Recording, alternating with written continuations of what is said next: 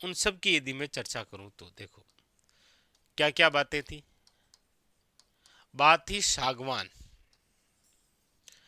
राजस्थान के अंदर पाई जाने वाली एक इमारती लकड़ी है, याद रखिएगा।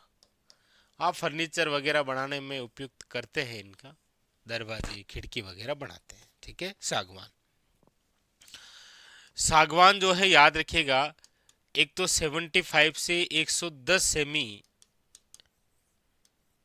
औसत वर्षा वाले क्षेत्रों में, औसत वर्षा यानी राज्य में आप कह सकते हैं सर्वाधिक वर्षा वाले क्षेत्रों में जिस प्रकार के वन है वो है आपके सागवान के वन, ठीक है। एक तो ये, दूसरी बात आपको याद रखनी है कितनी ऊंचाई पर, तो 250 से लेकर 450 मीटर की ऊंचाई पर जिस प्रकार के आपको वन मिलेंगे वो है आपके कौन से, तो याद रखिएगा सागवान के वन। पूछा जाए आपको राज्य में सर्वाधिक कहाँ पर है ये, तो राज्य में सर्वाधिक की आप बात करेंगे तो फिर इसमें पूछने का तरीका भी होता है। एक तो ये है कि सर्वाधिक यदि वो पूछना चाह रहा है कौन सा क्षेत्र, तो आप कहेंगे सर वो हो जाएगा दक्षिणी राजस्थान। यदि वो जिला पूछना चाह रहा है तो जिला हो जाएगा आपके बांसवाड़ा। और यदि वो अभयारण्य की बात कर रहा है तो जिस अभयारण्य में मिलेगा वो है सीता माता अभयारण्य। और याद रखिएगा राज्य के क्षेत्र में यदि आप बात करेंगे, मतलब कौन कौन सा क्षेत्र उपयुक्त है, तो देखो बांसवाड़ा है, उदयपुर है, डूंगरपुर है, प्रतापगढ़ है, चित्तौड़गढ़ है। मतलब ये जो पूरा एरिया है ये आपके किस प्रकार के वनों के लिए है, तो सागवान वन। यानी जितने भी क्वेश्चन आपने देखे वो सारे के सारे क्वेश्चन बस इसी पेज से थे। तो सागवान से रिलेटेड आप कोई भी पुराना पेपर उठाएंगे तो आपको यहां से क्वेश्चन मिलेंगे कि सागवान के वृक्ष या वन जो हैं वो इमारती लकड़ी के रूप में है। ये 75 से लेकर 110 सेमी औसत वर्षा में आपको देखने को मिलेंगे। यानी राज्य में आप कह सकते हैं सर्वाधिक वर्षा वाले क्षेत्र में किस प्रकार के वृक्ष या वन है, तो सागवान के 250 से लेकर 450 मीटर की ऊंचाई पर ये आपको मिल जाएंगे। राज्य में सर्वाधिक यदि क्षेत्र पूछा जाए तो दक्षिण राजस्थान है, जिला पूछा जाए तो बांसवाड़ा के अंदर है, और आपको अभ्यारण्य पूछा जाए तो सीता माता। और सागवान के लिए सबसे उपयुक्त जो क्षेत्र है वो आपके बांसवाड़ा है, उदयपुर है, डूंगरपुर है, प्रतापगढ़ है, और कौन सा है, चित्तौड़गढ़। ये सारे के सारे क्वेश्चन।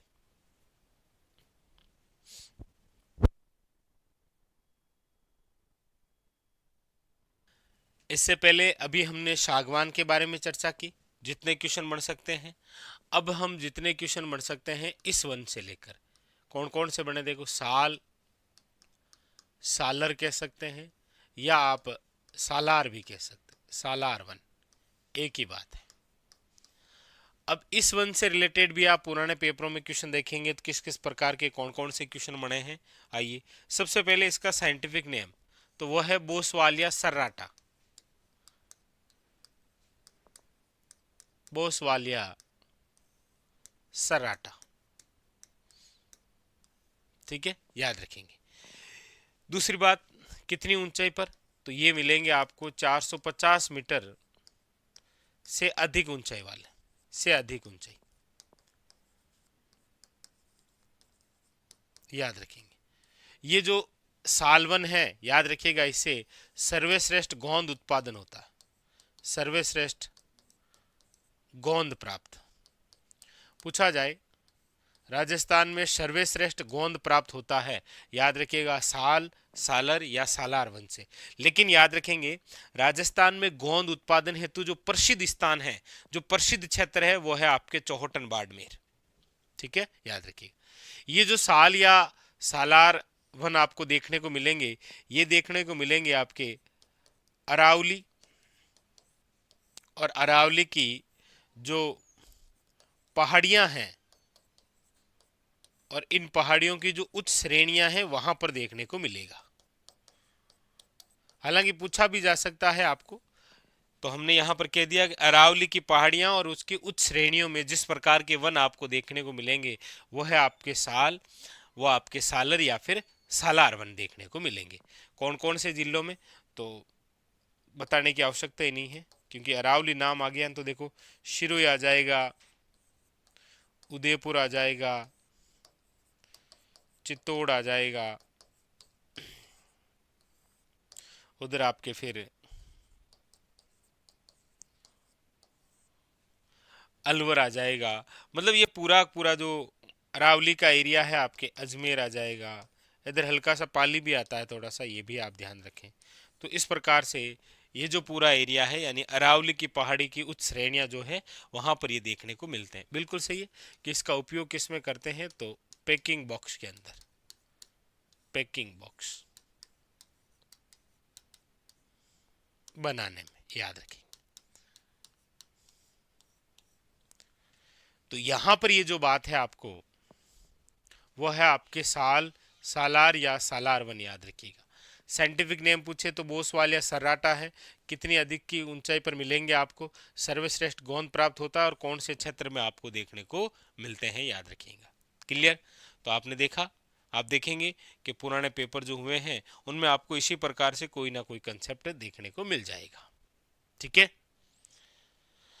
चले आगे, चलिए नेक्स्ट।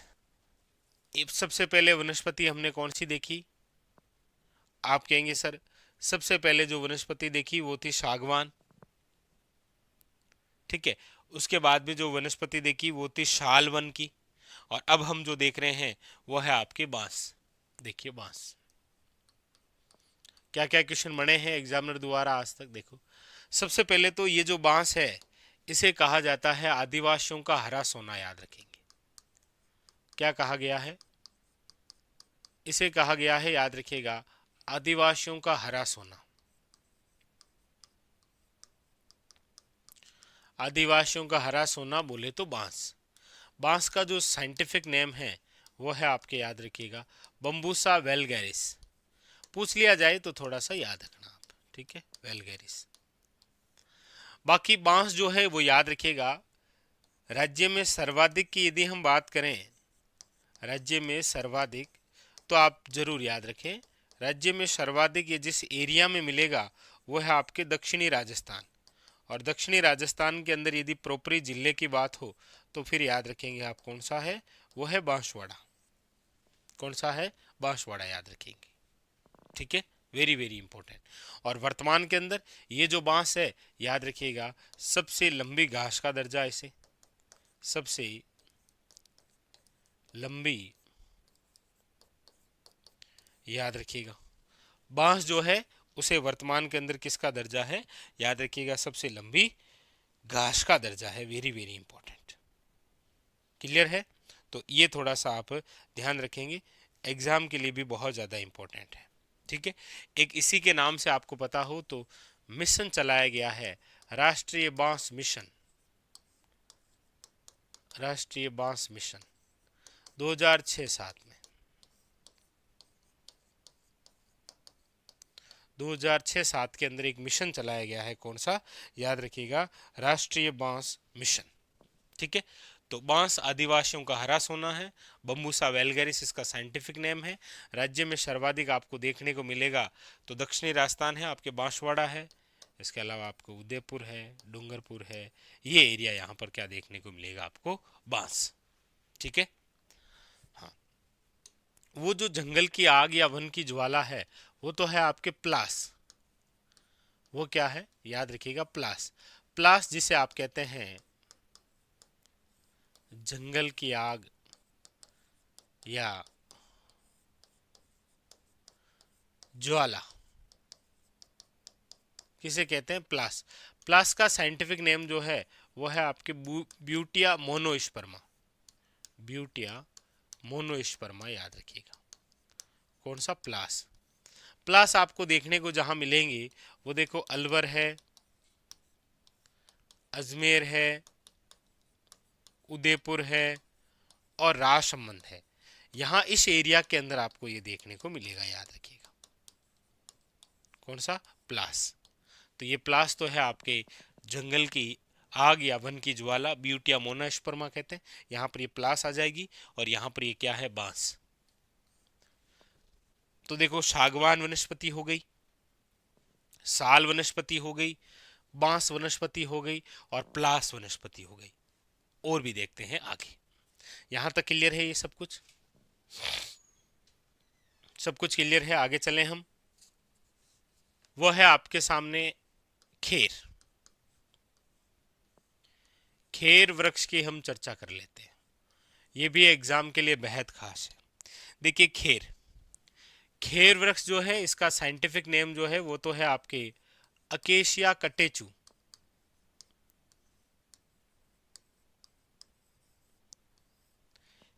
खेर वृक्ष क्यों उपयोगी है? क्योंकि खेर वृक्ष से प्राप्त किया जाता है क्या? याद रखिएगा, कत्था। कत्था का एक्तरण होता है। और ये कत्था का एक्तरण कौन से भाग से होता है? तो याद रखिएगा, कत्था का जो एक्तरण होता है वो होता है आपके मध्यवर्ती लकड़ी से। मध्यवर्ती लकड़ी से कत्था का एक्तरण करने वाली जाति कौन सी है? याद रखिएगा, कथोड़ी। कौन सी पद्धति से की जाती है? याद रखिएगा, हांडी पद्धति से।